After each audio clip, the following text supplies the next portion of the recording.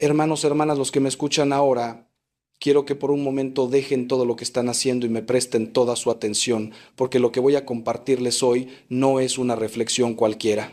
Es una verdad que he visto con mis propios ojos, que he escuchado en miles de confesiones, que he presenciado en el sufrimiento de matrimonios destruidos, de hijos abandonados, de almas que han quedado marcadas para siempre.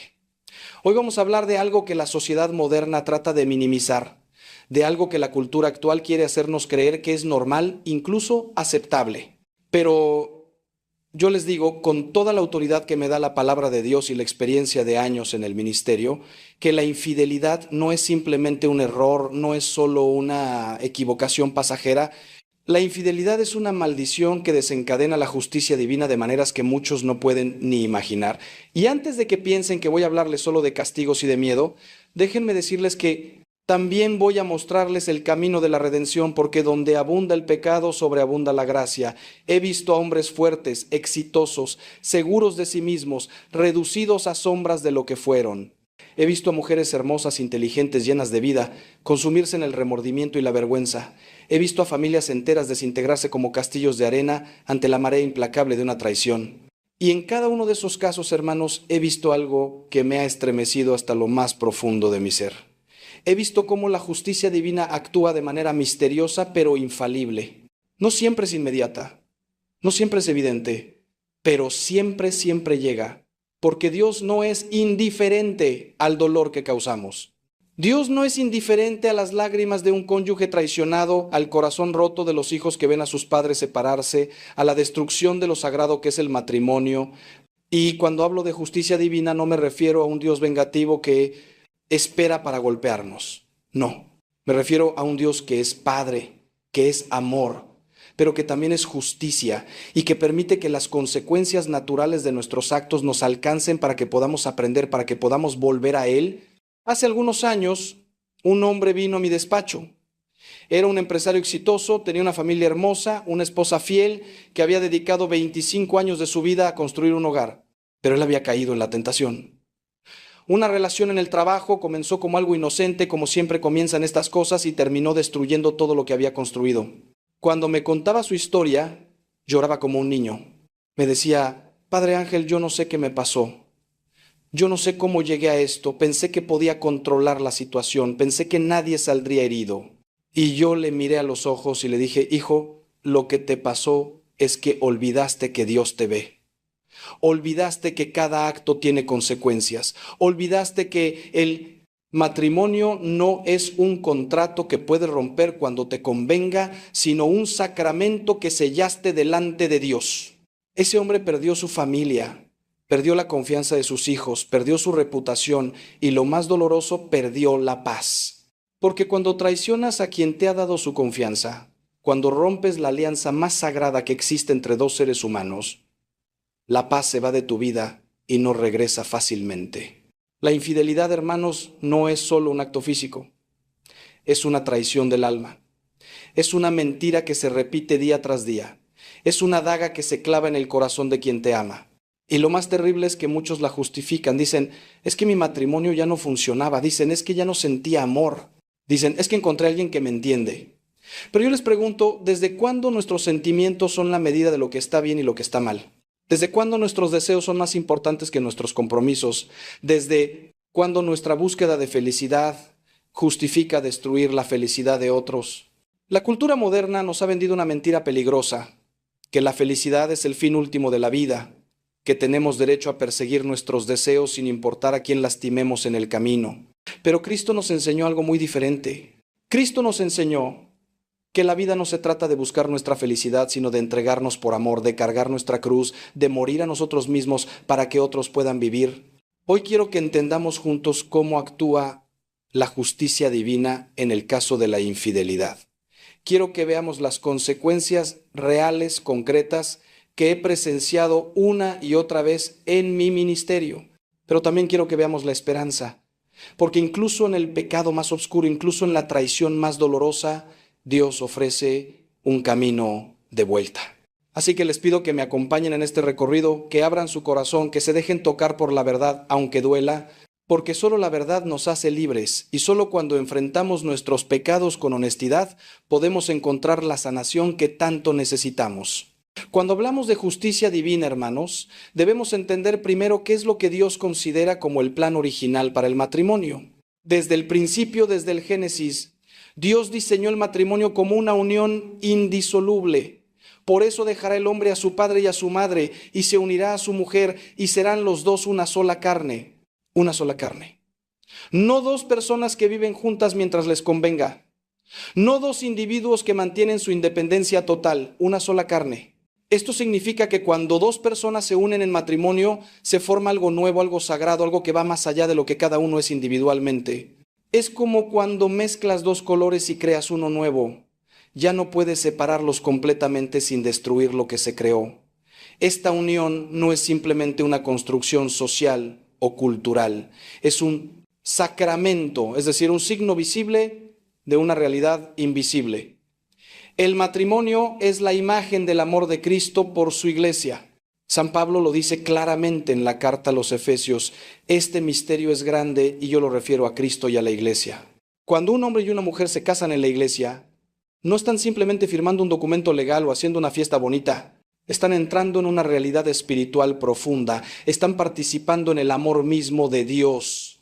Por eso la infidelidad no es solo un problema entre dos personas, es una ofensa contra el plan divino, contra el orden sagrado que Dios estableció desde el principio de la creación. Y aquí es donde muchos se confunden. Piensan que Dios castigará la infidelidad con rayos y truenos, con enfermedades o desgracias inmediatas, pero la justicia divina no funciona así.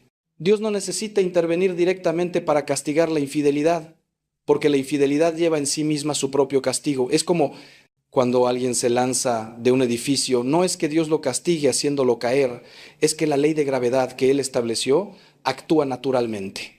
Del mismo modo, cuando rompemos las leyes morales que Dios inscribió en nuestro corazón y en el orden de la creación, las consecuencias vienen naturalmente. La traición genera desconfianza, la mentira destruye la intimidad, el engaño construye muros donde antes había puentes. No es que Dios esté esperando para golpearnos, es que Él respeta nuestra libertad y permite que experimentemos las consecuencias de nuestras elecciones. He conocido a muchas personas que me dicen: Padre, pero si Dios es amor, ¿por qué permitiría que sufriéramos tanto por un error? Y yo les respondo: precisamente porque Dios es amor, no puede ser indiferente al pecado. El verdadero amor no es permisivo, no es ciego, no dice haz lo que quieras y no pasará nada. El verdadero amor es exigente, es responsable, es honesto, un padre que ama a su hijo. No le permite hacer cualquier cosa, sino que lo corrige, lo guía, lo disciplina cuando es necesario.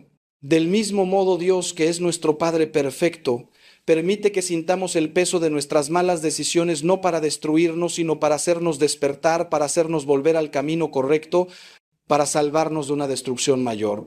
El plan de Dios para el matrimonio incluye fidelidad, compromiso, entrega total, sacrificio mutuo y sobre todo amor verdadero. No el amor de las películas románticas que dura mientras hay sentimientos intensos, sino el amor cristiano que San Pablo describe en la primera carta a los Corintios. El amor es paciente, es bondadoso, no tiene envidia, no es jactancioso, no se enorgullece, no se comporta con rudeza, no es egoísta, no se enoja fácilmente, no guarda rencor. Este es el amor que sostiene un matrimonio. Este es el amor que trasciende las dificultades, las crisis, los momentos de sequedad. Y cuando este amor se rompe por la infidelidad, cuando se traiciona este compromiso sagrado, no solo se daña a dos personas, se rompe algo en el tejido mismo de la realidad espiritual. Se abre una herida en el orden que Dios estableció y esa herida tiene consecuencias que van mucho más allá de lo que podemos imaginar. La primera consecuencia de la infidelidad, hermanos, es la destrucción de la confianza. Y déjenme decirles algo que he aprendido en todos estos años de ministerio. Sin confianza no hay relación posible. La confianza es el fundamento sobre el cual se construye todo lo demás. Es el terreno firme donde se plantan las raíces del amor, del respeto, de la intimidad. Cuando una persona es infiel, no solo comete un acto de traición física, sino que destruye este fundamento. Es como si quitara los cimientos de una casa.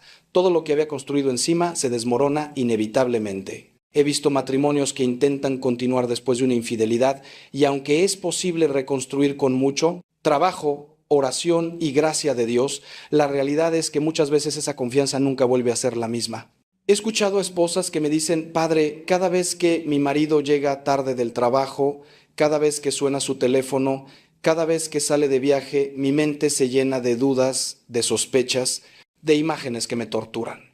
He escuchado esposos que me confiesan, ya no puedo creer en sus palabras, ya no puedo entregarme completamente, siempre hay una parte de mí que está en guardia, que tiene miedo de volver a ser herido. Esta es la justicia divina en acción, hermanos. No es que Dios esté castigando directamente, sino que permite que experimentemos las consecuencias naturales de romper algo sagrado. La confianza es como un espejo finísimo, hermosamente pulido. Cuando se rompe, aunque lo pegues con el mejor pegamento del mundo, las grietas siempre se verán. Siempre habrá líneas que recuerden la ruptura, que distorsionen la imagen que antes era perfecta. Y esta destrucción de la confianza no afecta solo a la pareja. Los hijos lo perciben. Aunque los padres piensen que están ocultando bien las cosas, los niños tienen una sensibilidad especial para detectar cuando algo no está bien. He visto niños que desarrollan ansiedad, inseguridad, problemas de conducta, precisamente porque en su hogar se respira un ambiente de desconfianza y tensión. Los hijos aprenden sobre el amor, sobre las relaciones, sobre el compromiso, observando a sus padres. Y cuando ven que papá o mamá traicionó la confianza del otro, aunque no entiendan completamente lo que sucedió, algo se quiebra en su manera de ver el mundo. Aprenden que las promesas se pueden romper, que los compromisos no son para siempre, que la persona que dice amarte puede traicionarte en cualquier momento. ¿Se dan cuenta de la gravedad de esto? ¿Entienden por qué hablo de maldición? Porque las consecuencias de la infidelidad trascienden a la pareja y afectan a generaciones enteras. Pero hay algo aún más profundo que quiero que entiendan. La infidelidad no solo destruye la confianza hacia el otro, sino que también destruye la confianza en uno mismo. He conocido a personas infieles que me dicen, padre, yo no me reconozco, yo nunca pensé que sería capaz de hacer algo así. Yo siempre me consideré una persona de principios, una persona honesta, y ahora me veo en el espejo y no sé quién soy. Cuando traicionas tus propios valores, cuando actúas en contra de lo que sabes que está bien, algo se rompe en tu interior. Empiezas a dudar de tu propia capacidad de ser fiel, de ser consistente, de ser la persona que quieres ser. Y esta pérdida de confianza en uno mismo es devastadora porque afecta todas las áreas de tu vida. Si no puedes confiar en ti mismo para ser fiel a tu esposa, ¿cómo puedes confiar en ti mismo para cualquier otra cosa? Y aquí viene algo que muchos no quieren escuchar, pero que es absolutamente cierto. La persona que comete infidelidad pierde algo precioso que es muy difícil recuperar, pierde su integridad. La integridad es esa cualidad de ser uno, de ser completo, de ser consistente entre lo que dices, lo que piensas y lo que haces. Cuando eres infiel, te fragmentas. Por un lado vives tu vida pública, tu imagen de esposo fiel, de persona respetable. Por otro lado vives tu vida secreta, tus encuentros clandestinos, tus mentiras. Y esta doble vida te desgasta, te vacía, te convierte en alguien que ni tú mismo puedes respetar. Esta es otra manifestación de la justicia divina. No puedes traicionar a otros sin traicionarte a ti mismo. No puedes romper tu palabra sin romperte por dentro. Dios nos creó para vivir en la verdad, en la coherencia, en la luz. Y cuando elegimos vivir en la mentira, en la incoherencia, en las sombras, algo esencial en nosotros muere. La segunda gran consecuencia de la infidelidad es la culpa que carcome el alma. Hermanos, hay personas que piensan que pueden cometer infidelidad y seguir adelante, como si nada hubiera pasado. Creen que si su cónyuge no se entera, no habrá consecuencias. Pero les aseguro que esto es una ilusión. La culpa existe porque Dios inscribió su ley en nuestro corazón. San Pablo nos dice que incluso los gentiles que no conocen la ley escrita tienen la ley inscrita en sus corazones, y su conciencia da testimonio de esto. No podemos escapar de nuestra conciencia. No podemos silenciarla completamente. Aunque intentemos hacerlo con distracciones, con justificaciones, con alcohol, con drogas, con más actividad sexual, con trabajo obsesivo. He visto a personas que llevan años cargando con la culpa de una infidelidad. Vienen a confesarse, reciben el perdón de Dios, pero no pueden perdonarse a sí mismos. Me dicen, padre, yo sé que Dios me ha perdonado, pero yo no puedo olvidar lo que hice. Cada vez que veo a mi esposa, cada vez que abrazo a mis hijos, recuerdo mi traición y me siento indigno de su amor. Esta es una de las cargas más pesadas que un ser humano puede llevar: la culpa no resuelta, el remordimiento que no encuentra paz. Y esto, hermanos, es otra manifestación de cómo actúa la justicia divina. Dios nos creó con una conciencia moral precisamente para que sintamos dolor cuando hacemos el mal, para que ese dolor nos impulse a cambiar, a reparar, a buscar el perdón y la reconciliación. La culpa tiene efectos psicológicos muy concretos. Produce ansiedad, depresión, insomnio, irritabilidad. He conocido personas que han desarrollado enfermedades físicas reales como resultado de la culpa que cargan: úlceras, problemas cardíacos, dolores crónicos. No es que Dios les esté enviando estas enfermedades como castigo, es que el cuerpo y el alma están tan íntimamente conectados que cuando el alma sufre, el cuerpo también lo manifiesta. Los salmos están llenos de referencias a esto. El salmista dice: mientras callé, se envejecieron mis huesos en mi gemir todo el día, porque de día y de noche se agravó sobre a mí tu mano. Se volvió mi verdor en sequedades de verano. David experimentó físicamente el peso de su culpa por el adulterio con Betsabé y el asesinato de Urías. Su cuerpo se deterioró hasta que finalmente confesó su pecado. Pero aquí es donde debemos entender algo crucial sobre la justicia divina. Dios no quiere que nos quedemos atrapados en la culpa eternamente. La culpa tiene un propósito: llevarnos al arrepentimiento, a la confesión, a la reconciliación. Cuando la culpa cumple su función, cuando nos impulsa a reconocer nuestro pecado, a pedir perdón sinceramente, a hacer todo lo posible por reparar el daño causado, entonces puede transformarse en algo sanador. Pero cuando nos negamos a enfrentar nuestra culpa, cuando la reprimimos, cuando la justificamos o la minimizamos, entonces se convierte en un veneno que destruye nuestra alma lentamente. He visto a personas que eligieron el camino del arrepentimiento genuino y encontraron paz, aunque el proceso fue doloroso. Y he visto a personas que eligieron negar su culpa, seguir en su pecado y terminaron destruidas por dentro, vacías, sin paz, sin alegría verdadera. Hay una diferencia importante entre la culpa verdadera y la culpa falsa. La culpa verdadera es la que sentimos cuando realmente hemos hecho algo malo, cuando hemos violado un principio moral objetivo, cuando hemos dañado a alguien. Esta culpa es saludable porque corresponde a la realidad. Pero hay también una culpa falsa, una culpa neurótica, que algunas personas sienten incluso cuando no han hecho nada malo o que es desproporcionada al error cometido.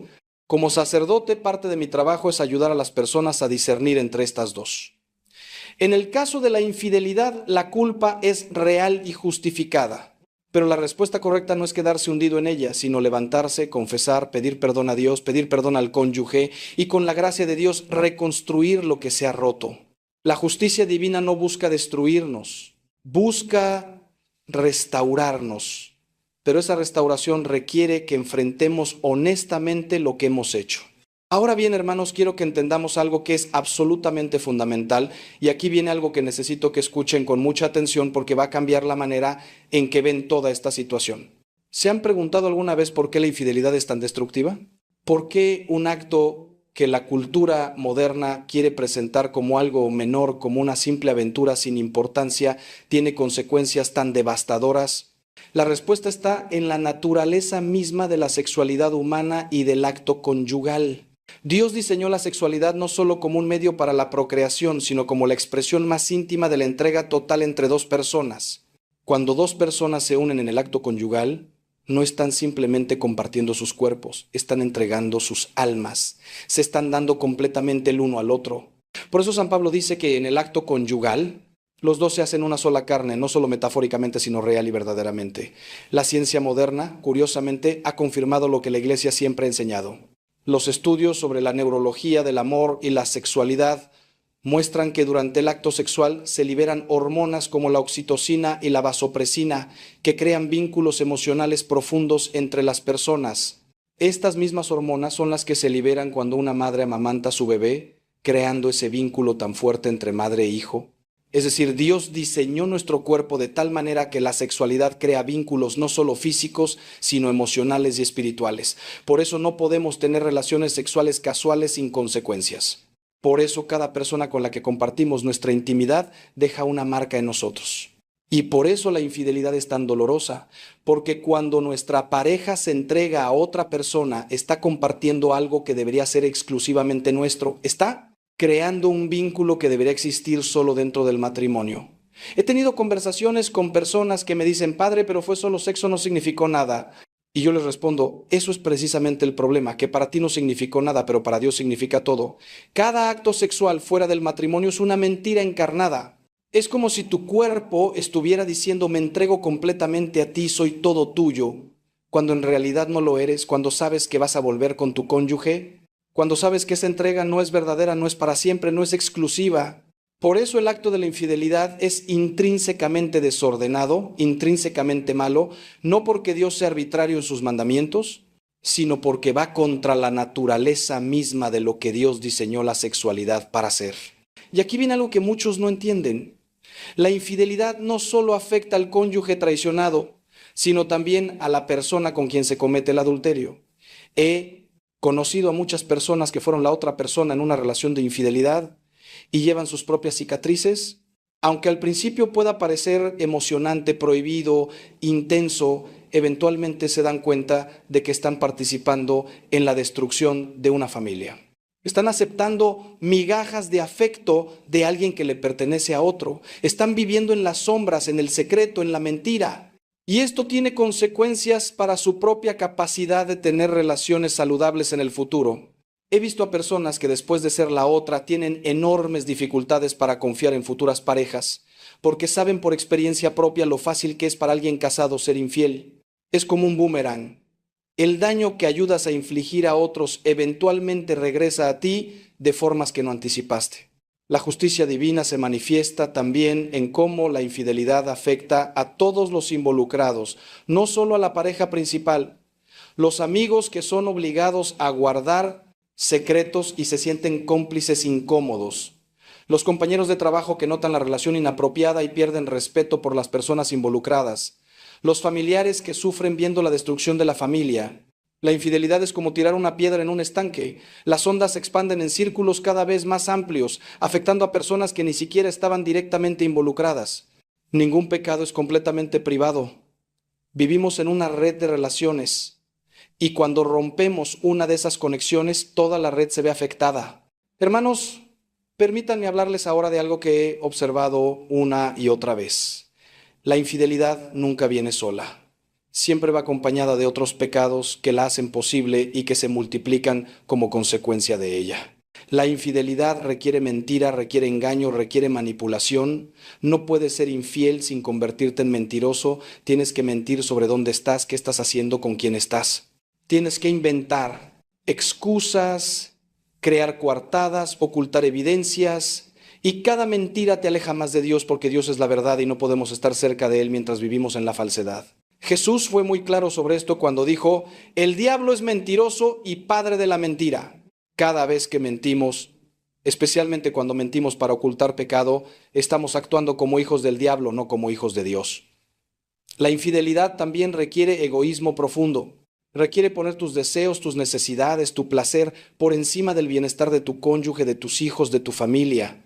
Es el opuesto exacto del amor cristiano, que San Pablo define como no buscar el propio interés. El amor verdadero es sacrificial, se entrega, renuncia a sí mismo por el bien del otro. La infidelidad, en cambio, sacrifica al otro por el bien de uno mismo. Es el triunfo del egoísmo sobre el amor. Y este egoísmo no se queda contenido solo en el área de la sexualidad, sino que empieza a infectar todas las otras áreas de tu vida. Te vuelves más egoísta con tu tiempo, con tu dinero, con tu atención. Porque una vez que cruzas esa línea y decides que tus deseos son más importantes que tus compromisos, se vuelve cada vez más fácil justificar todo tipo de comportamientos egoístas. He visto también cómo la infidelidad lleva a otros pecados como consecuencia. He conocido personas que después de comenzar una aventura empiezan a descuidar sus responsabilidades. Faltan al trabajo, gastan dinero que no tienen, dejan de atender a sus hijos. Es como si el pecado de la infidelidad abriera una puerta por la cual entran muchos otros demonios. Jesús nos advirtió sobre esto en el Evangelio cuando habló del hombre del cual salió un espíritu inmundo, pero luego regresó con 7 espíritus peores. El pecado tiene una naturaleza progresiva. Si no lo detenemos, si no nos arrepentimos, tiende a crecer, a multiplicarse, a llevar a pecados cada vez más graves. Por eso la Iglesia siempre nos ha enseñado que debemos estar vigilantes, que debemos cortar el pecado de raíz antes de que crezca y se convierta en algo incontrolable. Y aquí viene algo que es tremendamente importante y que debemos entender si queremos realmente comprender cómo actúa la justicia divina. Cada pecado que cometemos no solo nos afecta a nosotros en el momento, sino que crea en nosotros una inclinación, una tendencia a repetir ese pecado. Los teólogos lo llaman vicio. Cuando cometemos infidelidad una vez, se vuelve más fácil cometerla de nuevo. Es como un surco que se va haciendo más profundo en la tierra cada vez que pasa el agua. La primera vez que traicionas a tu cónyuge, tu conciencia grita fuertemente. La segunda vez grita un poco menos. La tercera vez, ya has aprendido a ignorar esa voz y eventualmente llegas a un punto donde puedes pecar sin sentir casi nada, donde tu conciencia se ha endurecido tanto que ya no te advierte del peligro. Esto es aterrador, hermanos, porque cuando llegamos a ese punto estamos en un peligro espiritual gravísimo. La justicia divina permite que experimentemos esta esclavitud progresiva al pecado porque sólo así podemos entender nuestra necesidad desesperada de Dios. Mientras pensemos que podemos controlar nuestro pecado, que podemos jugar con el fuego sin quemarnos, no buscaremos seriamente la gracia de Dios. Pero cuando caemos tan bajo que nos damos cuenta de que no podemos levantarnos por nuestras propias fuerzas, cuando experimentamos la esclavitud del pecado en toda su amargura, entonces finalmente estamos listos para clamar a Dios con sinceridad. Señor, sálvame, porque yo solo no puedo. Y es precisamente en ese punto de quiebra, en ese punto de rendición total, donde la gracia de Dios puede entrar con toda su fuerza y comenzar la verdadera sanación. Ahora, hermanos, quiero que reflexionemos juntos sobre algo que es absolutamente crucial y que cambiará completamente su perspectiva sobre este tema. Muchas personas me preguntan, Padre Ángel, ¿por qué Dios permite que suframos tanto cuando somos traicionados? Si Dios es bueno, ¿por qué no impide que nuestro cónyuge nos sea infiel? Esta pregunta revela una incomprensión profunda sobre cómo funciona el amor de Dios y la libertad humana. Verán, Dios nos creó libres. La libertad no es solo una característica accidental del ser humano, es algo esencial a nuestra dignidad. Dios quería tener una relación de amor con nosotros, y el amor verdadero solo es posible entre seres libres. Si Dios nos hubiera creado como robots programados para obedecerle siempre, podríamos ser perfectamente obedientes, pero no podríamos amarlo verdaderamente, porque el amor requiere elección. Esta libertad que Dios nos dio incluye la terrible posibilidad de elegir el mal, incluye la posibilidad de rechazar a Dios, de rechazar el amor, de hacer daño a otros. Dios no interviene para forzarnos a elegir siempre el bien, porque eso destruiría nuestra libertad y, con ella, nuestra capacidad de amar verdaderamente. Por eso Dios permite que algunas personas elijan la infidelidad, aunque esto cause un dolor inmenso. Permite que usemos nuestra libertad incluso para el mal, porque la alternativa sería convertirnos en marionetas sin voluntad propia. Esta es una de las verdades más difíciles de aceptar, pero es fundamental para entender el plan de Dios. Él valora tanto nuestra libertad, que está dispuesto a permitir que suframos las consecuencias de las malas elecciones, tanto las nuestras como las de otros. Pero aquí viene algo hermoso. Aunque Dios permite el sufrimiento que resulta de nuestra libertad mal usada, nunca nos abandona en ese sufrimiento. Él entra en nuestro dolor y lo transforma. Esta es la diferencia entre el Dios cristiano y cualquier otra concepción de divinidad. Nuestro Dios no se quedó en el cielo observando impasible nuestro sufrimiento. Se hizo hombre, tomó carne humana y experimentó él mismo el dolor más profundo. Jesús fue traicionado por Judas, uno de sus discípulos más cercanos. Fue negado por Pedro, quien había prometido estar con él hasta la muerte. Conoce la traición desde dentro.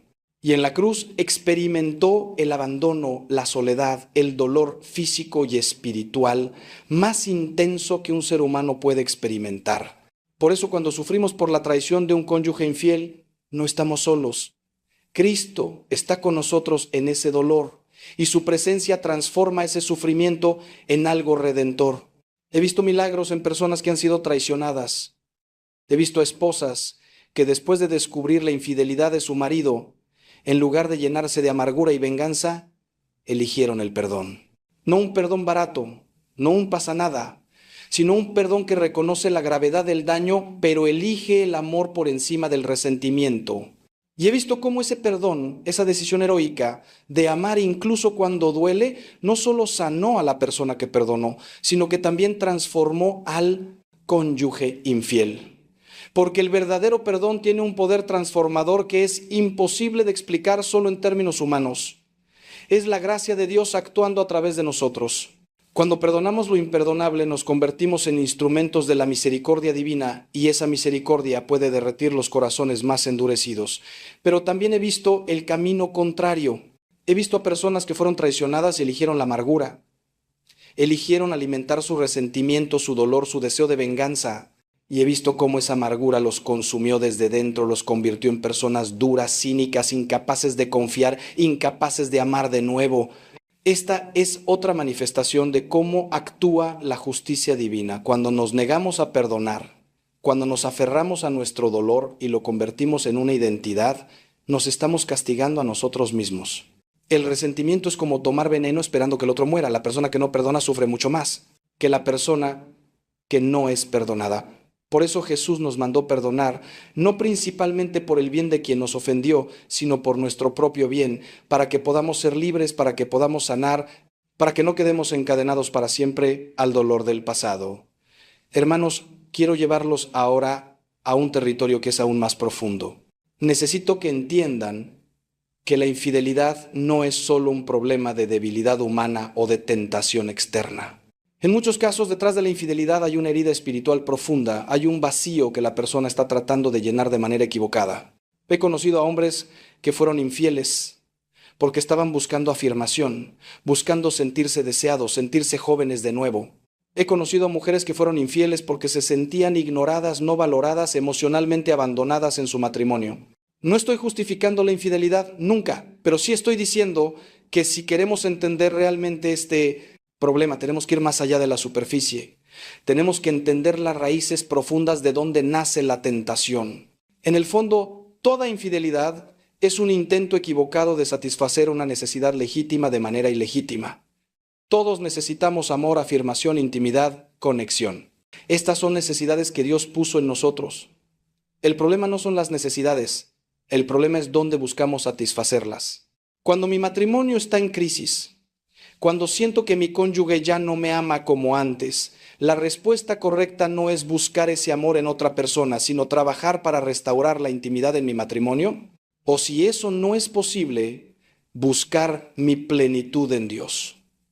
Porque la verdad, hermanos, es que ninguna persona humana puede satisfacer completamente nuestras necesidades más profundas. Solo Dios puede llenar ese vacío que todos tenemos en el corazón. San Agustín lo dijo de manera perfecta: nos hiciste, Señor, para ti, y nuestro corazón está inquieto hasta que descanse en ti.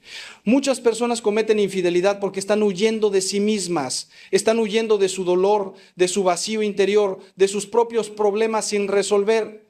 La emoción de una nueva relación, la intensidad de lo prohibido, funciona como una droga que temporalmente enmascara ese dolor.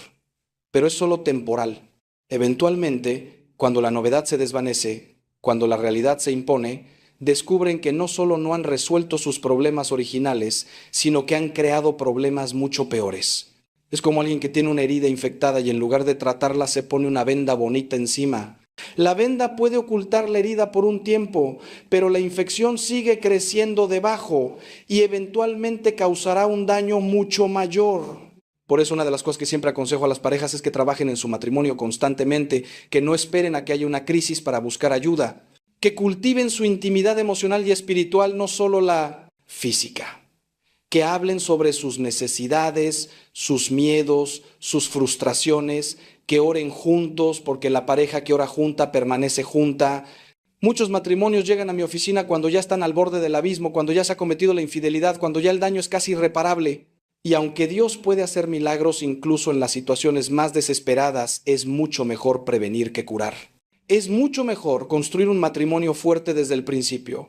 Un matrimonio donde ambos cónyuges se sientan amados, valorados, escuchados, donde la tentación de buscar fuera lo que deberían encontrar dentro sea mucho menor.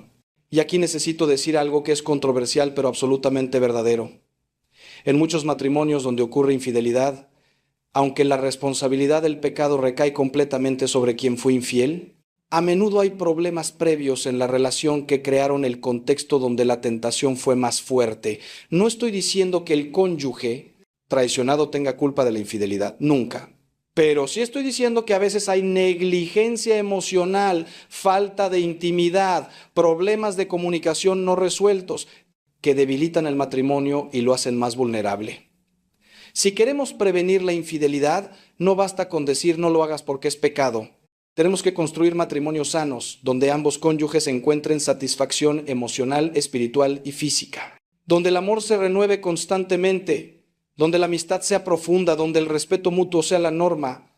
Este es el mejor antídoto contra la infidelidad. Hermanos, hemos llegado a un punto en esta reflexión donde necesito que escuchen con toda atención lo que voy a decirles ahora, porque esto podría ser lo más importante de todo lo que hemos hablado hasta el momento. La justicia divina no es solo punitiva, no es solo castigo. La justicia de Dios siempre está al servicio de su amor. Siempre busca la restauración, la sanación, la redención. Cada consecuencia dolorosa que experimentamos por nuestro pecado tiene un propósito: despertarnos, hacernos volver a Dios, llevarnos al arrepentimiento verdadero. Dios nunca nos castiga por resentimiento o venganza. Nos disciplina como un padre amoroso disciplina a su hijo, no porque disfrute verlo sufrir, sino porque lo ama demasiado como para dejarlo destruirse a sí mismo. La parábola del hijo pródigo es la ilustración perfecta de esto. El hijo menor tomó su herencia y se fue a un país lejano donde la desperdició en vida licenciosa. La Biblia no especifica exactamente qué hizo, pero podemos imaginar que incluía todo tipo de inmoralidad sexual, incluida posiblemente la infidelidad si estaba casado. ¿Y qué pasó? Perdió todo. Terminó tan bajo que estaba comiendo la comida de los cerdos. Esa era la justicia divina actuando. Las consecuencias naturales de sus malas decisiones lo llevaron al punto más bajo posible. Pero fue precisamente en ese punto bajo donde volvió fue en el fondo del pozo donde finalmente despertó y se dio cuenta de lo que había perdido. Y entonces tomó la decisión de volver a la casa de su padre. No sabía si su padre lo recibiría. Pensó que tal vez podría ser al menos uno de sus sirvientes. Pero ¿cuál fue la respuesta del padre? Corrió a su encuentro, lo abrazó, lo besó, le puso el mejor vestido, le puso un anillo en el dedo, organizó una fiesta. Esto es la justicia divina en su máxima expresión. Es estricta con el pecado, pero infinitamente misericordiosa con el pecador arrepentido. He visto esta parábola hacerse realidad innumerables veces en mi ministerio. He visto a personas que tocaron fondo debido a su infidelidad. Perdieron su familia, su reputación, su paz, pero en ese punto más bajo finalmente se volvieron a Dios. Vinieron a confesarse con verdadero arrepentimiento, no solo porque les habían descubierto, no solo porque estaban sufriendo las consecuencias, sino porque finalmente entendieron la gravedad de su pecado y cómo habían ofendido a Dios y dañado a personas inocentes. Y cuando ese arrepentimiento es verdadero, cuando hay un corazón verdaderamente contrito, he visto los milagros más hermosos. He visto matrimonios que parecían completamente destruidos ser restaurados. He visto a cónyuges traicionados encontrar en su corazón la capacidad de perdonar lo que parecía imperdonable. He visto a personas infieles transformarse completamente, convertirse en esposos y esposas ejemplares, precisamente porque la experiencia de caer tan bajo y ser perdonados los transformó profundamente.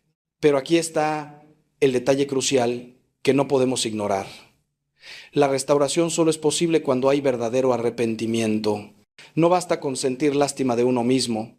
No basta con lamentar las consecuencias de lo que hiciste. El verdadero arrepentimiento implica reconocer que lo que hiciste fue objetivamente malo, que ofendiste a Dios, que dañaste a personas inocentes y que mereces las consecuencias que estás experimentando. Implica hacer propósito de enmienda, es decir, tomar la firme decisión de no volver a cometer ese pecado jamás. Implica estar dispuesto a hacer todo lo que sea necesario para reparar el daño causado, aunque sea difícil, aunque sea humillante, aunque tome años. Implica romper completamente con la situación de pecado, terminar toda comunicación con la persona con quien fuiste infiel, hacer los cambios necesarios en tu vida para evitar futuras tentaciones. Y la cosa más hermosa, hermanos, es que cuando alguien pasa por este proceso de verdadero arrepentimiento y restauración, a menudo sale más fuerte que antes. No digo esto para minimizar la gravedad del pecado o para sugerir que valía la pena pecar, nunca. Pero sí digo que Dios es tan grande, tan poderoso, tan misericordioso, que puede tomar incluso nuestros peores errores y transformarlos en oportunidades de gracia. San Pablo dice que donde abundó el pecado, sobreabundó la gracia. Esto no significa que debamos pecar para que abunde la gracia, como algunos malinterpretaron sus palabras. Significa que no hay pecado tan grande que la gracia de Dios no pueda superarlo. significa que incluso el pecado más oscuro puede convertirse, a través del arrepentimiento y la misericordia divina, en un testimonio del poder transformador de Dios. Ahora bien, hermanos, debemos hablar de algo que es extremadamente doloroso, pero absolutamente necesario de entender. No todos los matrimonios sobreviven a la infidelidad. A veces, a pesar del arrepentimiento del cónyuge infiel, a pesar del deseo de perdonar del cónyuge traicionado, el daño es tan profundo que la relación no puede ser restaurada. Y aquí es donde muchas personas se confunden sobre lo que Dios espera de nosotros. Algunas personas piensan que si eres verdaderamente cristiano, debes permanecer en el matrimonio sin importar qué, incluso si tu cónyuge continúa siendo infiel, incluso si no, hay arrepentimiento genuino, incluso si está siendo emocionalmente destruido. Pero esto no es lo que la iglesia enseña y no es lo que Dios quiere para ti. La iglesia, en su sabiduría, reconoce que aunque el matrimonio es indisoluble en su esencia sacramental, hay situaciones donde la convivencia se vuelve imposible o incluso dañina. Por eso se permite la separación física de los cónyuges en casos graves. La infidelidad continua y sin arrepentimiento ciertamente califica como un caso grave. Si tu cónyuge está teniendo una aventura tras otra, si se niega a terminar la relación extramarital, si no muestra ningún arrepentimiento genuino, no estás obligado a permanecer en esa situación. Puedes y debes protegerte a ti mismo y a tus hijos del daño continuo.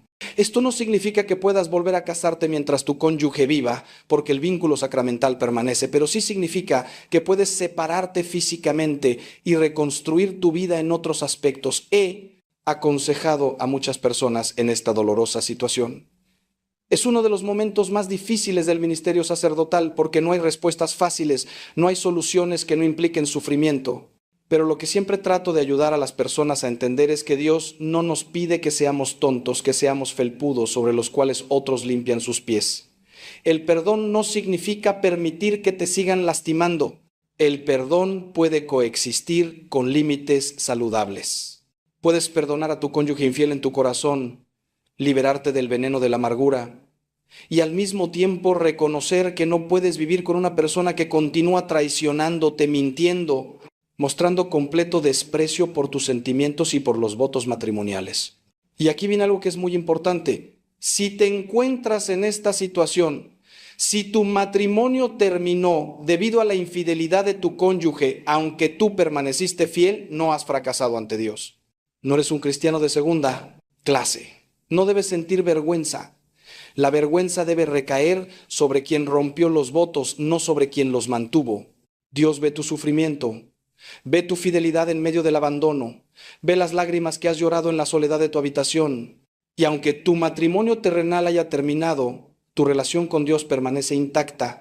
De hecho, a menudo es en estas situaciones de abandono y traición donde las personas desarrollan una relación más profunda con Dios porque descubren que solo Él es verdaderamente fiel, solo Él nunca nos abandona, solo Él puede llenar el vacío que queda cuando un ser humano nos falla.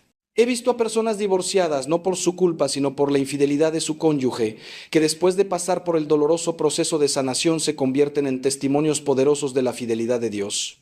Algunas permanecen solteras y encuentran plenitud en su relación con Dios y en el servicio a otros. Otras, si la iglesia determina que su primer matrimonio no fue válido sacramentalmente, pueden obtener una declaración de nulidad y casarse de nuevo. Pero independientemente de lo que suceda externamente, lo que es universalmente cierto es que Dios puede traer sanación, puede restaurar la capacidad de confiar, puede llenar el corazón con paz incluso en medio del dolor. La justicia divina no deja sin recompensa a quien permanece fiel. Aunque la recompensa no siempre viene en la forma o el tiempo que esperamos, eventualmente si permanecemos fieles a Dios, experimentaremos su bondad, su consuelo, su restauración.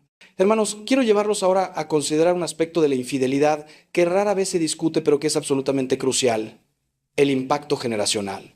Los pecados de los padres, dice la Escritura, se visitan en los hijos hasta la tercera y cuarta generación.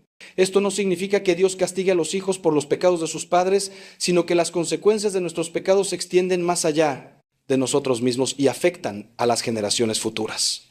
Cuando cometemos infidelidad, no solo dañamos a nuestro cónyuge, dañamos a nuestros hijos de maneras que pueden durar toda su vida y afectar sus propias relaciones futuras. Los estudios psicológicos han confirmado lo que la sabiduría de la Iglesia siempre ha sabido. Los hijos de padres infieles tienen mayor riesgo de ser infieles ellos mismos en sus propios matrimonios. No porque haya algún gen de la infidelidad que se transmita biológicamente, sino porque aprendemos sobre las relaciones observando a nuestros padres. Si un niño crece viendo que papá o mamá traicionaron la confianza del otro, si ven que los compromisos se pueden romper cuando conviene, si aprenden que cuando las cosas se ponen difíciles en una relación, la solución es buscar a alguien más en lugar de trabajar en resolver los problemas. Entonces están aprendiendo patrones destructivos que muy probablemente repetirán en sus propias vidas adultas. He conocido a personas que me dicen: padre, yo juré que nunca sería como mi padre, que nunca haría a mi esposa lo que mi padre le hizo a mi madre, pero ahora me encuentro haciendo exactamente lo mismo y no sé cómo sucedió. Esto es lo que llamamos patrones generacionales. Son como surcos profundos en nuestra psique, grabados durante nuestra infancia y adolescencia, que tienden a repetirse a menos que conscientemente los identifiquemos y trabajemos para cambiarlos. La justicia divina se manifiesta aquí de una manera particular. No podemos escapar completamente de las consecuencias de lo que hemos aprendido en nuestra familia de origen. Pero la buena noticia es que, con la gracia de Dios, con trabajo consciente, con terapia si es necesaria, con oración profunda, estos patrones pueden romperse. No estamos condenados a repetir los errores de nuestros padres. Pero hay otro aspecto del impacto generacional que es igualmente importante: cómo la infidelidad afecta la capacidad de los hijos para confiar en futuras relaciones. He conocido a muchos hombres y mujeres jóvenes que luchan terriblemente con problemas de confianza en sus relaciones románticas, que tienen miedo de comprometerse, que sabotean relaciones buenas porque tienen pánico de ser traicionados como vieron que traicionaron a su padre o madre. Algunos desarrollan un cinismo profundo sobre el amor y el matrimonio. Piensan: si mi papá, que parecía un buen hombre, que iba a la iglesia, que decía amar a mi mamá, pudo traicionarla así, entonces nadie es confiable. El amor verdadero no existe. Todos los hombres son iguales o todas las mujeres son iguales. Este cinismo es una de las heridas más profundas que la infidelidad puede causar. Por eso les digo, hermanos, que cuando están considerando la tentación de la infidelidad, cuando están jugando con fuego, cuando están permitiendo que se desarrolle una relación inapropiada con alguien que no es su cónyuge, piensen en sus hijos. Piensen en el legado que están dejando. Piensen en cómo sus acciones hoy afectarán no solo sus propias vidas, no solo la vida de su cónyuge, sino las vidas de sus hijos, sus nietos, sus bisnietos. ¿Vale la pena un momento de placer, una emoción pasajera, destruir el legado espiritual que podrían dejar a sus descendientes? Esta es otra manifestación de la justicia divina. Vivimos en una red de relaciones que se extiende a través del tiempo y nuestras acciones tienen ondas que se propagan mucho más lejos de lo que podemos ver. Pero también cuando elegimos la fidelidad, cuando elegimos el amor verdadero, cuando elegimos honrar nuestros votos, incluso cuando es difícil, también estamos dejando un legado hermoso para las generaciones futuras. Ahora, hermanos, quiero hablarles de algo que he observado en mi ministerio y que creo que es fundamental para entender completamente cómo actúa la justicia divina en el caso de la infidelidad: la pérdida de la paz interior.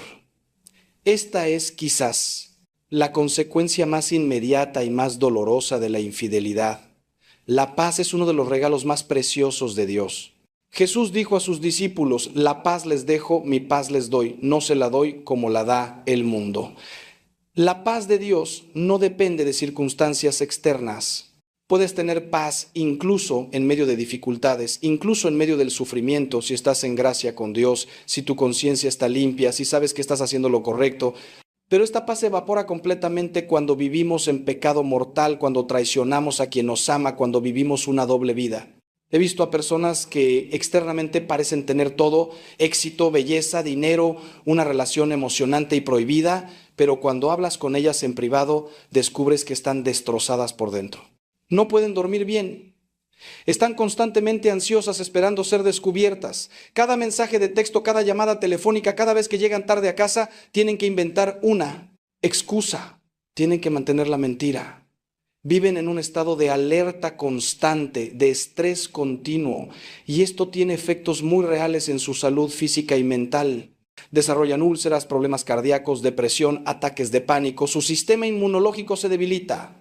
Su capacidad de concentración disminuye. Es como si su propio cuerpo estuviera rebelándose contra la vida de mentira que están viviendo. Esta pérdida de paz no es un castigo arbitrario que Dios impone desde fuera. Es la consecuencia natural de vivir en desarmonía con nuestra propia naturaleza. Dios nos creó para vivir en la verdad, en la integridad, en el amor auténtico. Cuando vivimos en la mentira, en la fragmentación, en el amor falso, estamos violando nuestra propia naturaleza, estamos yendo contra el diseño de Dios para nosotros.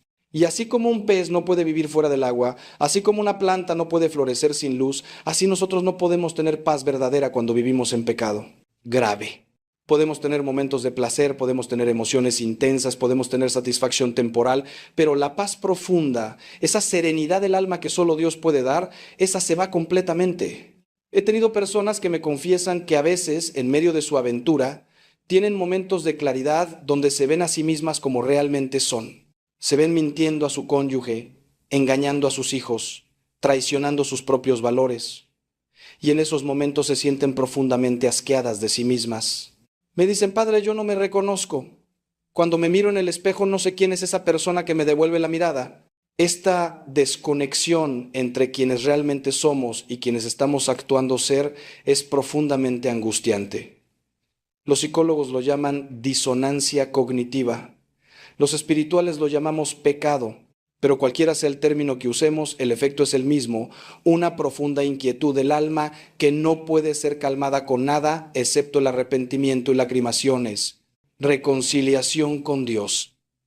Y aquí viene algo que es tanto aterrador como esperanzador.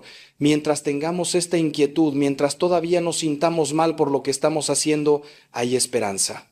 El problema es cuando la conciencia se endurece tanto que ya no sentimos esa inquietud, cuando podemos pecar sin remordimiento, cuando la mentira se vuelve nuestra segunda naturaleza. San Pablo advierte sobre esto cuando habla de aquellos que tienen la conciencia cauterizada como con hierro candente. Es posible, si persistimos lo suficiente en el pecado, si rechazamos continuamente los llamados de la gracia, llegar a un punto donde nuestra capacidad de sentir culpa se atrofia. Y ese es el punto más peligroso de todos, porque entonces ya no hay nada interno que nos impulse a cambiar. Por eso les digo, si todavía sienten remordimiento, si todavía tienen momentos donde se sienten mal por lo que están haciendo, agradezcan a Dios por eso. Es su conciencia tratando de salvarlos. Es el Espíritu Santo llamándolos de vuelta. No ignoren esa voz. Esa inquietud es una gracia. Es Dios tratando de rescatarlos antes de que caigan tan profundo que no puedan volver. Hermanos, hermanas, ahora quiero que reflexionemos sobre un aspecto de la infidelidad que tal vez sea el más doloroso de todos, y es la traición de la intimidad más profunda. Cuando dos personas se casan, no solo están haciendo un contrato legal o social, están entrando en una intimidad que va más allá de lo físico. Están compartiendo sus almas, sus miedos más profundos, sus sueños más preciados, sus vulnerabilidades. Están construyendo un mundo privado, un espacio sagrado donde pueden ser completamente ellos mismos, sin máscaras, sin pretensiones. Esta intimidad es uno de los regalos más hermosos del matrimonio.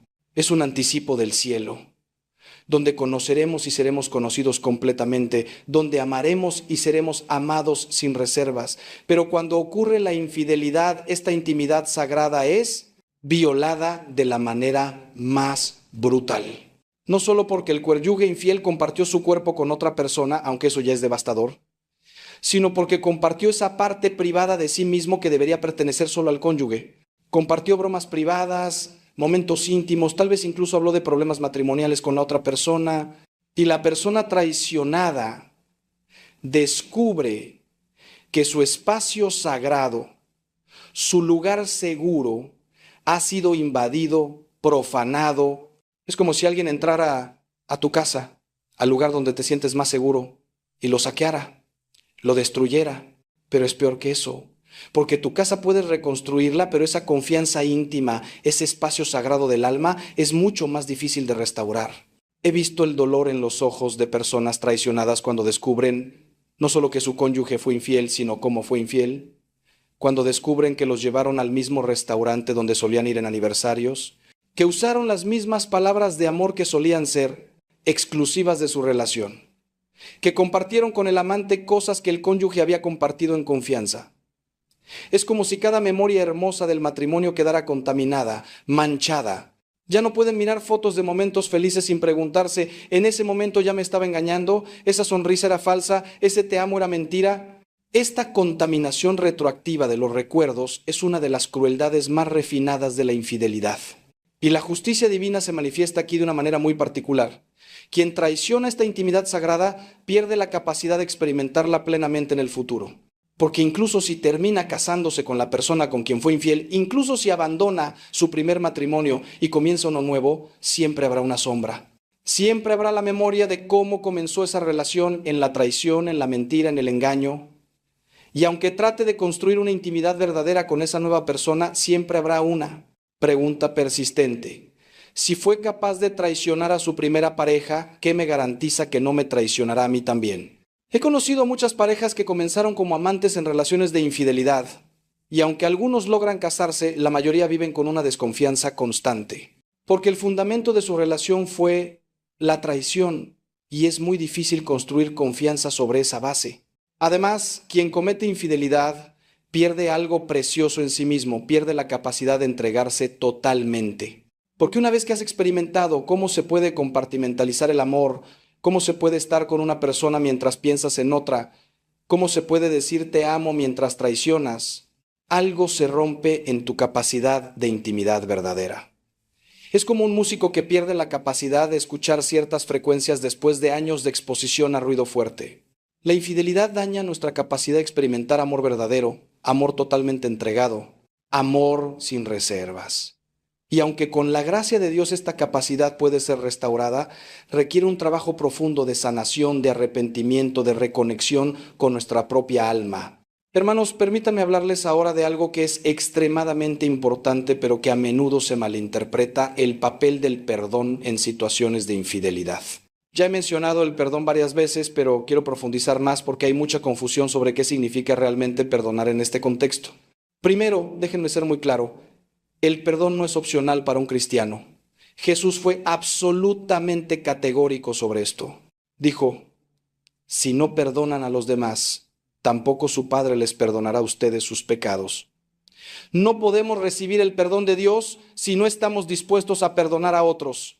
Esta es una de las enseñanzas más difíciles de Cristo, pero también una de las más importantes. Porque en el fondo, cuando nos negamos a perdonar, estamos diciéndole a Dios, el pecado de esta persona contra mí es peor que todos mis pecados contra ti. Estamos elevando nuestra ofensa por encima de todas las ofensas que hemos cometido contra Dios. Pero, y esto es crucial, el perdón no significa pretender que lo que sucedió no fue grave. No significa decir, no pasa nada o olvidémoslo como si nunca hubiera pasado. El verdadero perdón reconoce plenamente la gravedad de la ofensa. De hecho, solo podemos perdonar verdaderamente cuando reconocemos completamente el daño que nos hicieron. Si minimizamos la ofensa, si decimos, bueno, en realidad no fue tan malo, no estamos perdonando, estamos negando. El perdón dice, lo que me hiciste fue terriblemente malo, el daño que causaste fue profundo. Pero elijo no dejar que ese daño defina el resto de mi vida. Elijo liberarme del odio, del resentimiento, del deseo de venganza. Entrego esta situación a Dios y confío en su justicia. El perdón tampoco significa necesariamente reconciliación. La reconciliación requiere dos personas, una que pide perdón sinceramente y otra que lo otorga. Pero puedes perdonar unilateralmente, incluso si la otra persona nunca se arrepiente, nunca pide perdón, nunca reconoce lo que hizo. Puedes perdonar en tu corazón y entregárselo a Dios, no por el bien de la otra persona, sino por tu propio bien para que puedas ser libre. Santa María Goretti, cuando estaba muriendo después de ser apuñalada por un hombre que intentó violarla, perdonó a su atacante. No porque lo que él hizo fuera excusable, no porque ella tuviera que reconciliarse con él, sino porque ella quería morir en paz con Dios sin amargura en su corazón. Y ese perdón eventualmente transformó a su atacante, quien después de años en prisión se arrepintió profundamente. He aconsejado a muchas personas que luchan con el perdón después de ser traicionadas. Y lo que siempre les digo es que el perdón es un proceso, no un evento único. No es que un día decidas perdonar y al día siguiente ya no sientes ningún dolor o enojo. El perdón profundo toma tiempo. Puede requerir que perdones la misma ofensa muchas veces. Cada vez que el recuerdo vuelve y sientes la rabia surgir de nuevo, tienes que elegir conscientemente perdonar otra vez. Es como pelar una cebolla, capa tras capa. Pero cada vez que eliges el perdón sobre el resentimiento, te vuelves un poco más libre, un poco más sanado, y eventualmente, aunque el recuerdo permanezca, el aguijón emocional disminuye. Ya no tiene poder sobre ti. Y aquí viene algo hermoso. Cuando perdonamos verdaderamente, nos convertimos en canales de la misericordia de Dios. Permitimos que el amor de Dios fluya a través de nosotros hacia la persona que nos dañó. Y en ese proceso, algo milagroso sucede. Nosotros mismos somos sanados y transformados. Porque el perdón nos libera de la prisión del resentimiento, rompe las cadenas que nos ataban a nuestro ofensor, nos permite seguir adelante con nuestras vidas. Esta es una de las verdades más profundas del cristianismo, que en el acto de dar, recibimos. En el acto de perdonar, somos liberados. En el acto de mostrar misericordia, experimentamos misericordia. Esta es la justicia divina en su máxima expresión. No una justicia que busca el castigo por el castigo, sino una justicia que busca la restauración, la sanación, la redención de todos los involucrados. Hermanos y hermanas, cuando pienso en todo el sufrimiento que la infidelidad causa, cuando recuerdo todas las lágrimas que he visto derramar, todas las familias que he visto destruirse, todo el dolor que he presenciado, no puedo evitar preguntarme, ¿por qué? ¿Por qué Dios permite que esto suceda? ¿Por qué permite que el pecado tenga tanto poder destructivo? Y la respuesta, aunque difícil de aceptar, es que esto es el precio de la libertad. Dios nos ama tanto que nos dio el regalo más peligroso de todos, la libertad de elegir. Y con esa libertad viene la terrible posibilidad de elegir mal, de rechazar el amor, de causar daño. Si Dios nos hubiera creado sin libertad, no habría sufrimiento, pero tampoco habría amor verdadero. Seríamos robots, no hijos. Pero aquí está la belleza asombrosa del plan de Dios. Él no se quedó observando desde lejos nuestro sufrimiento, se involucró personalmente. Se hizo hombre en Jesucristo y experimentó él mismo el peor sufrimiento que un ser humano puede experimentar. Fue traicionado, abandonado, torturado, crucificado. Y en ese sufrimiento, en esa cruz, tomó sobre sí todo el pecado del mundo, toda la infidelidad, toda la traición, todo el dolor que causamos y el que experimentamos. Y mediante su muerte y resurrección abrió para nosotros un camino de redención. No importa qué tan profundo hayamos caído, no importa qué tan grave sea nuestro pecado, siempre hay un camino de vuelta. Siempre hay esperanza. Siempre hay la posibilidad de empezar de nuevo. Esta es la verdad que más quiero que se lleven de toda esta reflexión. La justicia divina siempre está en servicio del amor divino. Dios nunca nos castiga porque disfrute viendo nuestro sufrimiento. Permite que experimentemos las consecuencias de nuestros pecados para despertarnos, para hacernos volver a Él, para salvarnos de una destrucción mayor. Cada dolor que sentimos cuando pecamos es como la alarma de un detector de humo. No existe para molestarnos. Existe para advertirnos de un peligro real. Y si prestamos atención a esa alarma, si respondemos a ella apropiadamente, puede salvarnos de una catástrofe. He visto milagros de transformación en personas que tocaron fondo debido a su infidelidad. He visto a hombres orgullosos humillarse completamente y suplicar el perdón de su esposa. He visto a mujeres que habían perdido toda esperanza encontrar nuevamente el propósito y la alegría. He visto matrimonios que parecían completamente muertos resucitar más fuertes y más unidos que antes. He visto a hijos que presenciaron la destrucción de su familia, pero también presenciaron la sanación y aprendieron lecciones invaluables sobre el perdón, la gracia y el poder redentor del amor. No, el camino nunca es fácil. Siempre hay cicatrices, siempre hay recuerdos dolorosos, pero con Dios, incluso las cicatrices pueden convertirse en testimonios de su poder sanador. Y para aquellos que están sufriendo ahora mismo, para aquellos que han sido traicionados y están en lo más profundo del dolor, quiero decirles, no están solos, Jesús está con ustedes en ese sufrimiento. Él conoce íntimamente lo que es ser traicionado por alguien a quien amabas. Y aunque ahora el dolor sea tan intenso que sienten que no pueden soportarlo un día más, les prometo en el nombre de Cristo que si se aferran a Él, si confían en Él, si permiten que su gracia trabaje en ustedes, llegará el día cuando volverán a sonreír, cuando volverán a sentir paz, cuando volverán a tener esperanza, porque nuestro Dios es un Dios de restauración, un Dios de nuevos comienzos, un Dios que hace nuevas todas las cosas. Hermanos, hemos recorrido juntos un camino difícil en esta reflexión. Hemos mirado de frente la terrible realidad de la infidelidad y sus consecuencias. Pero ahora, mientras nos acercamos al final de nuestra charla, quiero hablarles de la esperanza. Porque el Evangelio, la buena noticia de Cristo, no es que nunca pecaremos, sino que cuando pecamos hay perdón. No es que nunca seremos heridos, sino que cuando somos heridos hay sanación. No es que nunca experimentaremos la justicia divina, sino que esa justicia siempre tiene como objetivo final nuestra redención.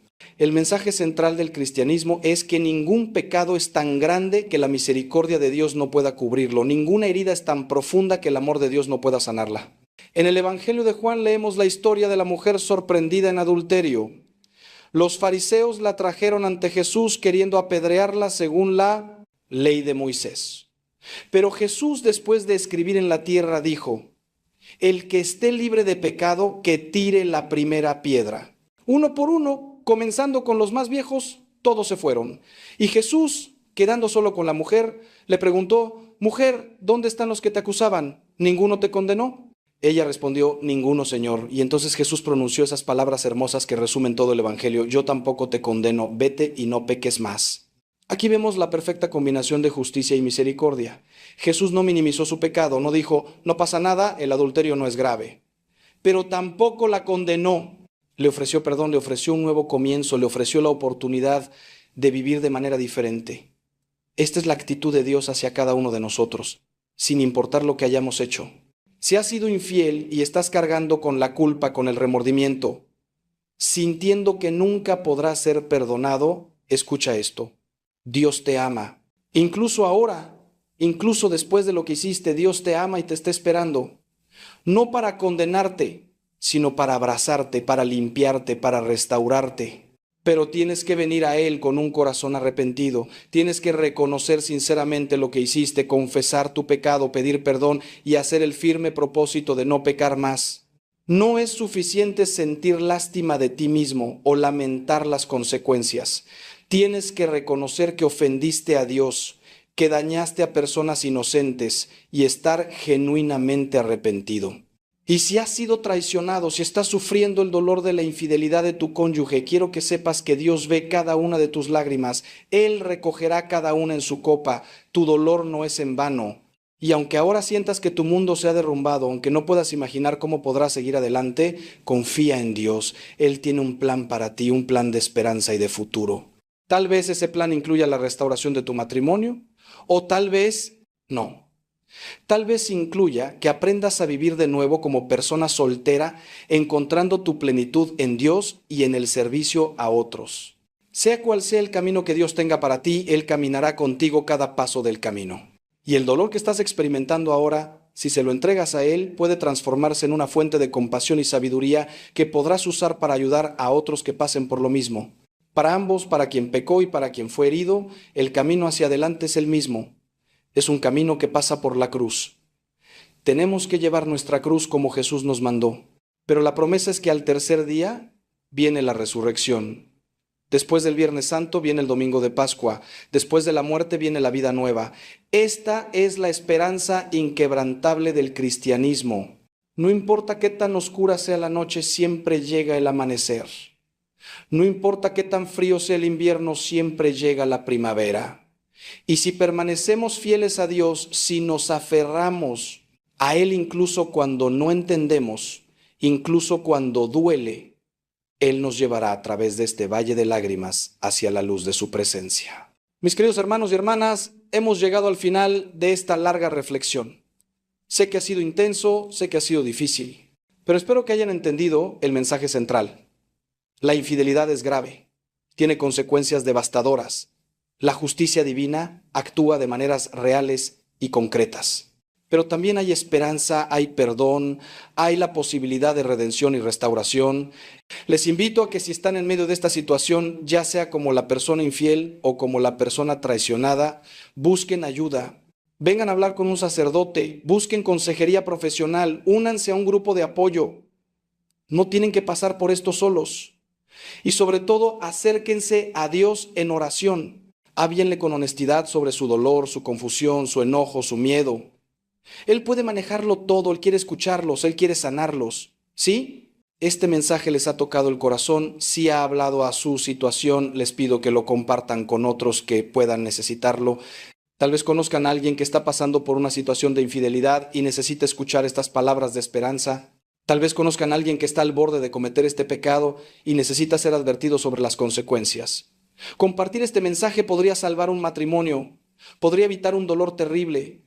Y si estos mensajes les están siendo de ayuda, si quieren seguir creciendo en su fe, les invito a que se suscriban a este canal, que compartan estos videos, que los hagan parte de su vida espiritual regular. Que Dios los bendiga abundantemente, que la Virgen María, modelo de fidelidad perfecta, interceda por todos nosotros. Que el Señor les dé la fuerza para permanecer fieles en sus compromisos, la sabiduría para tomar buenas decisiones, el valor para hacer lo correcto, incluso cuando es difícil, y si han caído, que les dé el valor para levantarse, confesar su pecado y comenzar de nuevo. Recuerden siempre que no hay pecado tan grande que el amor de Dios no pueda perdonar, no hay herida tan profunda que su gracia no pueda sanar. Vayan en paz. Y que la bendición de Dios Todopoderoso, Padre, Hijo y Espíritu Santo, descienda sobre ustedes y permanezca para siempre. Amén.